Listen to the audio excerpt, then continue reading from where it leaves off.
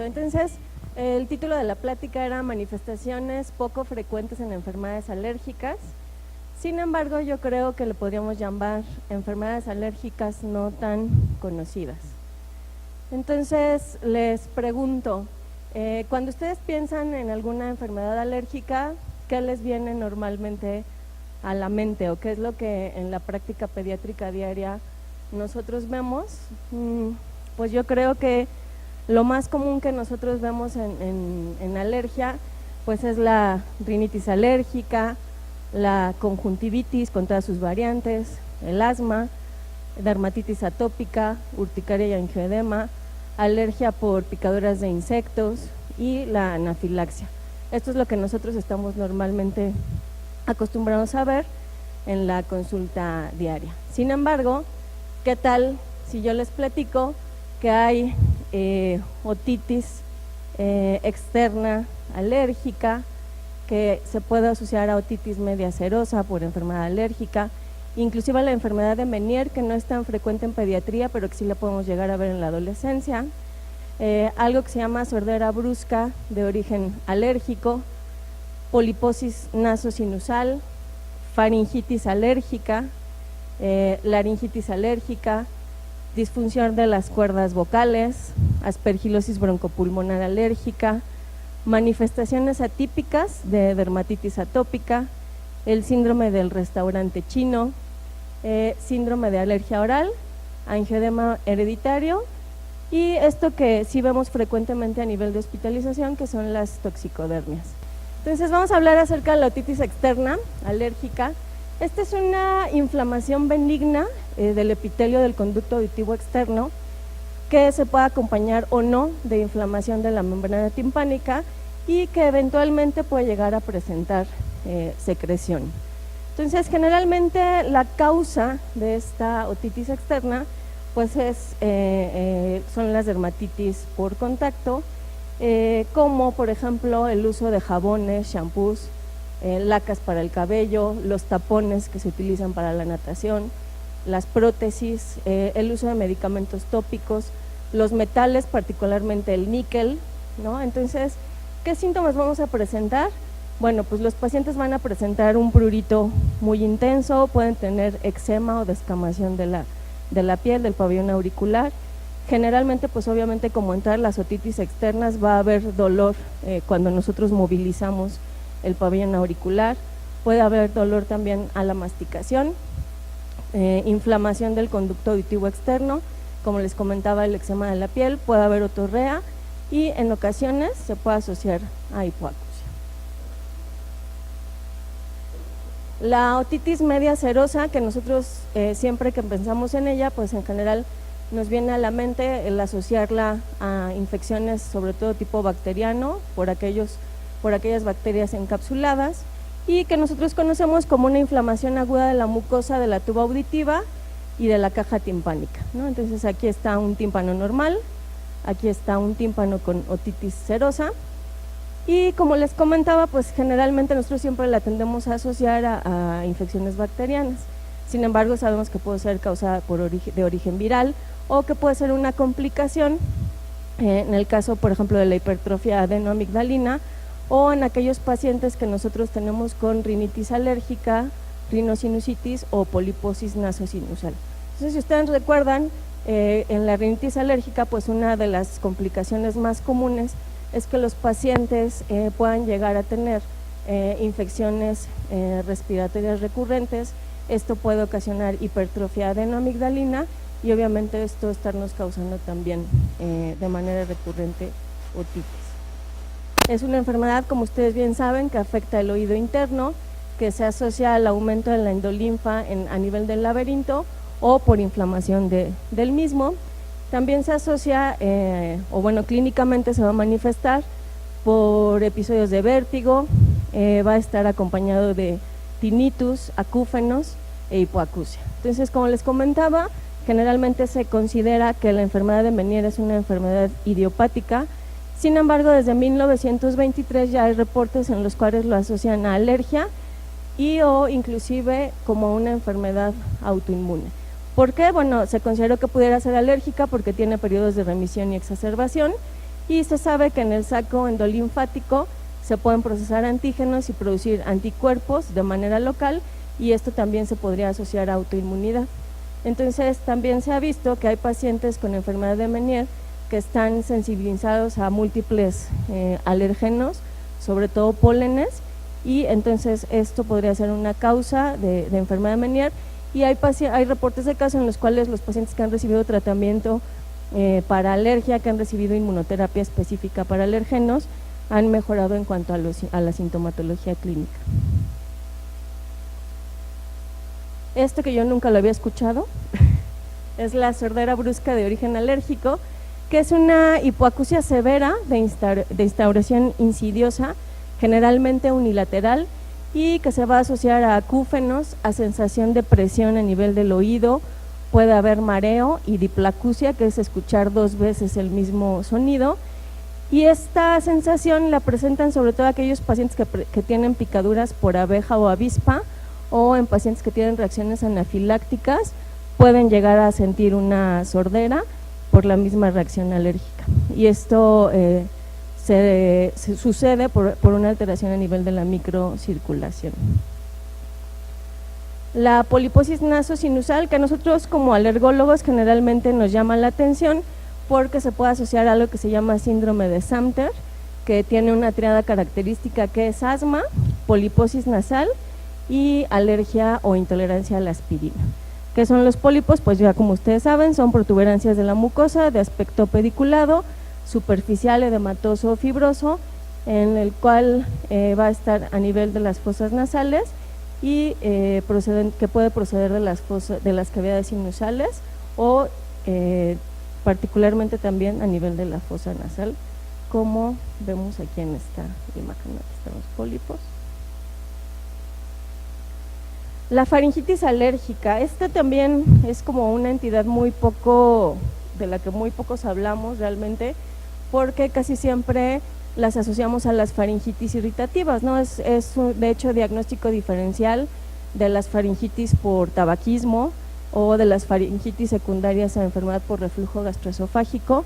Sin embargo, como parte de las faringitis crónicas, la faringitis alérgica se presenta en un 10% de los casos y generalmente se asocia a alérgenos alimentarios, se puede asociar alergia a medicamentos, particularmente a los enjuagues bucales que tienen clorhexidina, se puede llegar a asociar al uso de materiales dentales, y clínicamente se va a presentar como disfagia, irritación, ardor o carraspera. Entonces es muy difícil a veces diferenciarla del resto de las faringitis irritativas. La laringitis y laringotraqueitis alérgica, esto yo creo que es muy importante porque en pediatría lo vemos mucho, y bueno, pues esto obviamente es una inflamación crónica o aguda de las cuerdas vocales y del resto de la mucosa laríngea, que se puede acompañar o no de secreción mucosa, y generalmente es de inicio súbito, se va a asociar a la exposición a alergenos, el paciente va a referir cosquilleo, carraspera irreprimible, va a tener edema laríngeo, disneizante, y también el angioedema, acuérdense que se puede asociar a algo que se llama angioedema hereditario, que lo vamos a ver más adelante, pero es muy importante porque muchas veces los cuadros de laringotraqueitis, sobre todo aquellos que son recurrentes, se pueden asociar no solamente a reflujo, sino también se pueden asociar a enfermedades alérgicas. Entonces sí, también hay reportes de casos de pacientes que han recibido tratamiento igual para enfermedad alérgica, que se les ha hecho pruebas cutáneas, han recibido inmunoterapia y han mejorado en cuanto a las manifestaciones clínicas de la laringotraqueitis, ¿no? Que eso es muy común y lo vemos mucho en época de otoño-invierno. Entonces también en aquellos que recurren, es importante que ustedes piensen en que puede ser de origen alérgico, si es que ya descartaron todas las otras situaciones. Hay otra cuestión que es la disfunción de cuerdas vocales, que es la aducción de las cuerdas vocales con limitación del flujo del aire, y que esto va a discurrir por la laringe y va a ocasionar un movimiento paradójico de las cuerdas vocales con aducción inspiratoria y expiración temprana. Traté de insertar un video, pero no salió en la plática. Sin embargo, esto muchas veces se confunde con crisis asmáticas, entonces también es importante saber diferenciarlo, porque muchos son mal diagnosticados como asma y reciben tratamiento para asma y realmente no mejoran. Estos pacientes van a referir sensación de cuerpo extraño a nivel laríngeo, pueden tener disnea, sibilancias, disfonía, voz interrumpida, pueden tener tos y carraspera. La aspergilosis broncopulmonar, esta es una enfermedad también que no es muy común, pero que sí debemos de aprender a sospechar, en la cual son pacientes, sobre todo, que pueden asociarse a asma no controlada, en los cuales se les realiza, estos son los criterios mayores, se les realizan pruebas cutáneas y salen positivas para Aspergillus fumigatus, pueden tener IgG o IgE específica en contra de Aspergillus fumigatus positiva, van a tener infiltrados pulmonares recidivantes, son infiltrados de tipo cotonoso, como ustedes pueden ver aquí en la radiografía, pacientes también que van a tener IgE elevada, arriba de 1000, pueden tener o no eosinofilia y pueden llegar a presentar bronquiectasias. Y otros de los criterios menores para el diagnóstico de aspergilosis broncopulmonar son las pruebas intradérmicas, en el caso de que la prueba cutánea nos salga negativa. Clínicamente, pacientes que arrojan constantemente tapones de moco con esputo color marrón o cafezusco y que haya cultivos repetidos positivos para Aspergillus fumigatus. Entonces, bueno, pues si ustedes bien recuerdan, otra de las entidades que vemos muy comúnmente en pediatría es la dermatitis atópica, que esa ya, como dice el doctor Yamasaki, son parte de los diagnósticos del metro y del camión y todo esto, que ya ustedes a donde lo vean lo saben diagnosticar, ¿no? Entonces son pacientes que van a tener pues prurito, lesiones por rascado, eczema, existen los criterios mayores, menores, que ustedes ya los conocen a la perfección. La topografía característica de aparición en el lactante, en el niño, en el adolescente y el adulto, que la vamos a ver ahorita más adelante. Esto es lo más común en los niños, ¿no? que se presenta en la región malar, en los lactantes, en el cuello, en los escolares y adolescentes normalmente ya en los pliegues flexores, y esta es la distribución típica del adulto. Sin embargo, existen formas atípicas de dermatitis atópica. Dentro de estos tenemos el prurigo, ¿no? que es un grupo heterogéneo de erupciones que son muy pruriginosas, se van a acompañar de pápulas, sobre todo nodulares, y que van a estar normalmente recubiertas de costras. Estas son no patognomónicas en la dermatitis atópica. El prurigo nodular es más común en los adultos que en los niños, y es ¿no? que se ve la pápula, se ve la costra, y el otro es el pápulo, el prurigo simple o exógeno, que normalmente se va a asociar a prurigo por insecto, y son las pápulas que nosotros conocemos en sombrero, que se ve la pápula y alrededor se ve un halo eritematoso, y esta es la más común en los niños pequeños. Aquí están nuevamente más imágenes del prurigo, ¿no? Como ustedes ven, las pápulas, las costras, que esto es más común en adolescentes y en adultos, y en los niños pues la papulita y el eritema perilesional.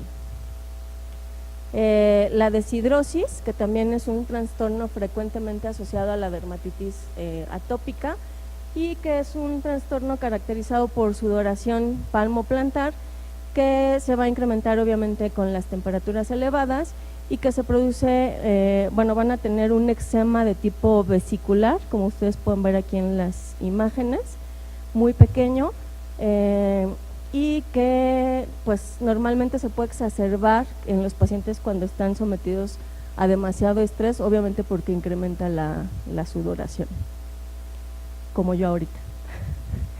Entonces, está otra de las manifestaciones clínicas de dermatitis atópica, que es la queilitis angular, que esta yo creo que ustedes la ven constantemente ahí en sus consultorios, y la queilitis por lamido, que llaman los dermatólogos, pues que son niños que constantemente están chupándose los labios y empiezan a tener ahí las lesiones eczematosas. el eczema de la oreja, ¿no? Que esto normalmente también lo podemos ver en dermatitis atópica y en dermatitis por contacto, asociada sobre todo a metales como el níquel. El eczema palpebral, que es una forma frecuente de eczema en el adulto. Obviamente estos pacientes van a tener mucho prurito, va a haber liquenificación en ambos párpados y se van a ver más oscuros los párpados. El eczema de la mano también, que se puede presentar inclusive desde lactantes. Y por último, en cuanto a dermatitis, la dermatitis plantar juvenil, que se asocia muy frecuentemente a dermatitis atópica, es más común en niños mayores de 3 años, se va a asociar sobre todo a la utilización de calzados oclusivos sintéticos, como es el caso de los tenis, y pues obviamente esta predomina más bien en épocas frías, y los pacientes van a tener un eritema brillante, ¿sí? Que si se fijan, pues sí está muy brillante y evoluciona hacia la descamación. Y pues obviamente uno de los diagnósticos diferenciales en este tipo de dermatitis es la tiña pedis. Vamos a hablar ahora del síndrome del restaurante chino, que supongo que ustedes ya habrán escuchado hablar mucho, sobre todo de las alergias a aditivos o de las reacciones adversas a lo que son los aditivos, a los colorantes artificiales, ¿no? Particularmente los rojos o los amarillos, el amarillo número 5, que es la tartrazina.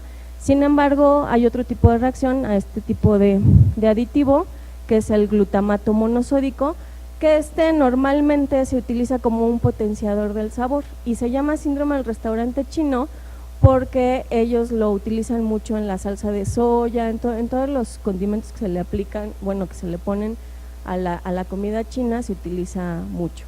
Entonces fue donde particularmente se describió esta entidad, en la cual los pacientes pueden llegar a presentar opresión torácica, cefalea, lagrimeo, sudoración, rubor, debilidad, náuseas, vómito, inclusive broncoespasmo, y se han reportado casos de reacciones anafilácticas. Entonces, ahora vamos a hablar de esto, que es el síndrome de alergia oral, que yo les apuesto que varios de ustedes lo tienen, y es un síndrome que se va a caracterizar por una reacción alérgica localizada que va a afectar solamente la boca y la garganta. En ocasiones puede asociarse a prurito a nivel del paladar o los oídos, y que se va a presentar al comer frutas o verduras en pacientes alérgicos, sobre todo a pólenes, pero también hay reacciones en aquellos pacientes que son alérgicos a alérgenos inhalatorios como los ácaros del polvo.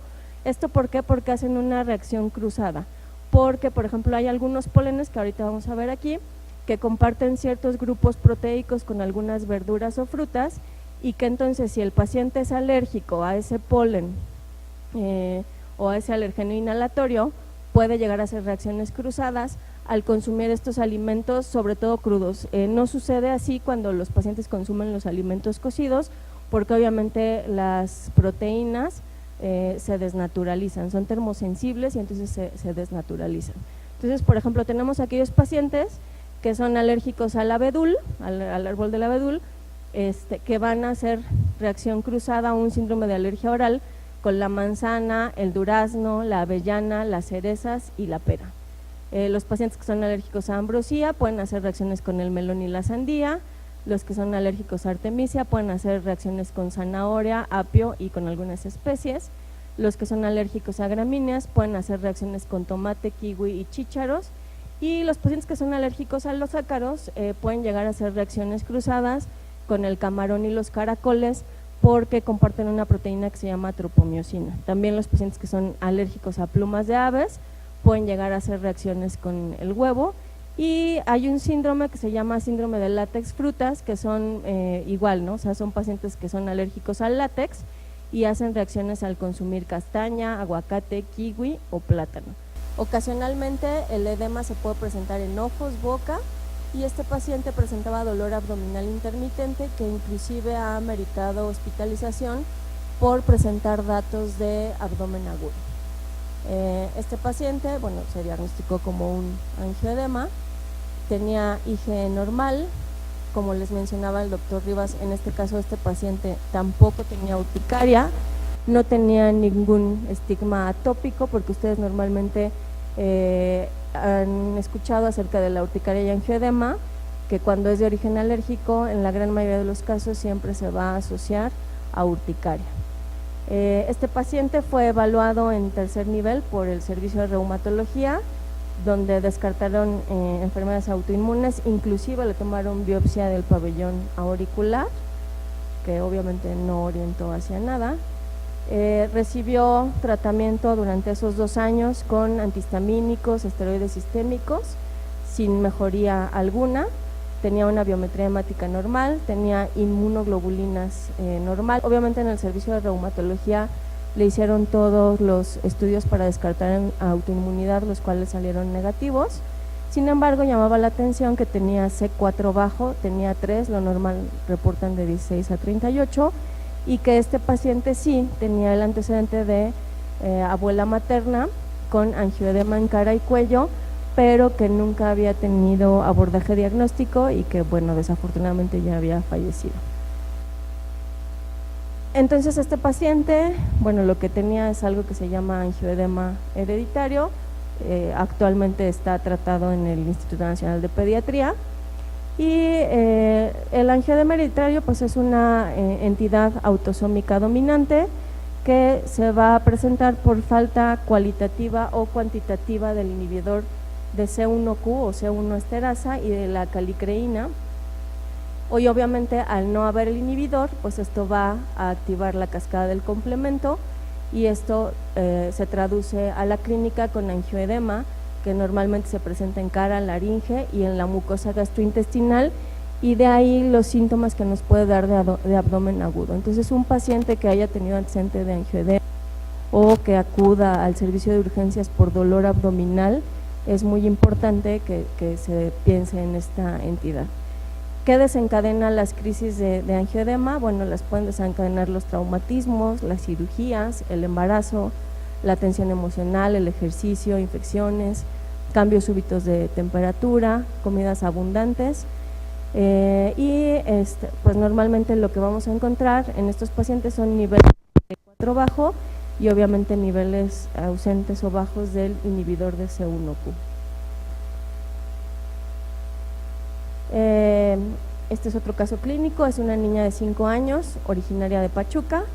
Inicia 15 días previos a su ingreso con un cuadro de rinofaringitis aguda, la cual recibió tratamiento con ibuprofeno durante 3 días, amoxicilina con ácido clavulánico durante 7 días, persistiendo febril con fiebres de 38 a 39 grados centígrados de difícil control.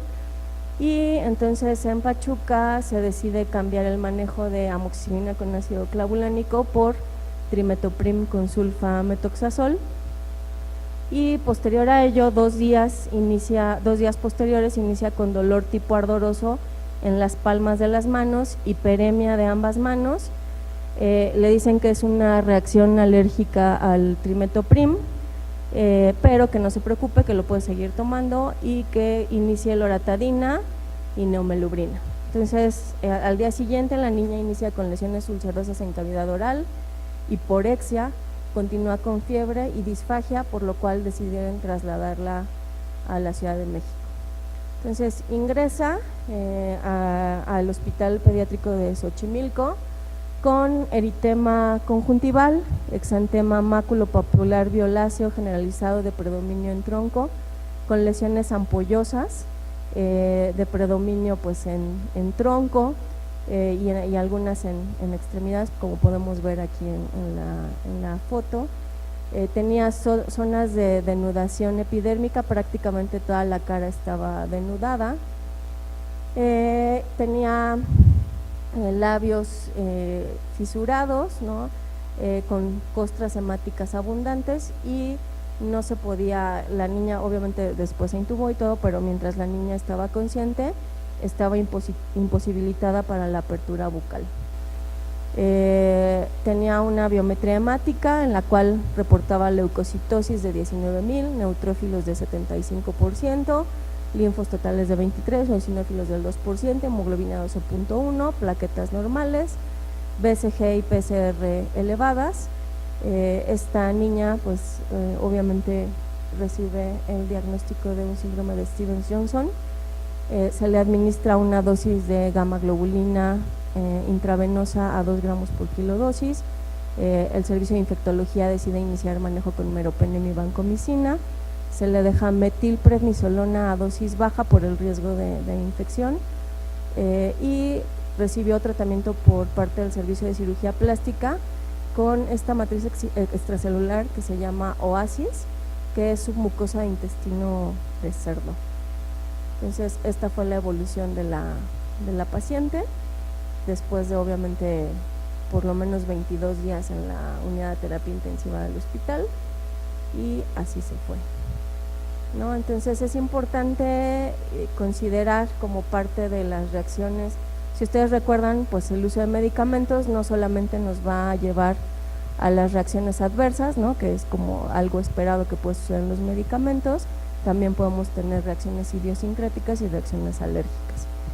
Entonces, todas las toxicodermias como tal, que se divide en lo que es el síndrome de Stevens-Johnson, el síndrome de traslapo de Stevens-Johnson con necrólisis epidérmica tóxica y la necrólisis epidérmica tóxica como tal, pues son de las entidades más graves que nosotros podemos ver como alergólogos e inmunólogos.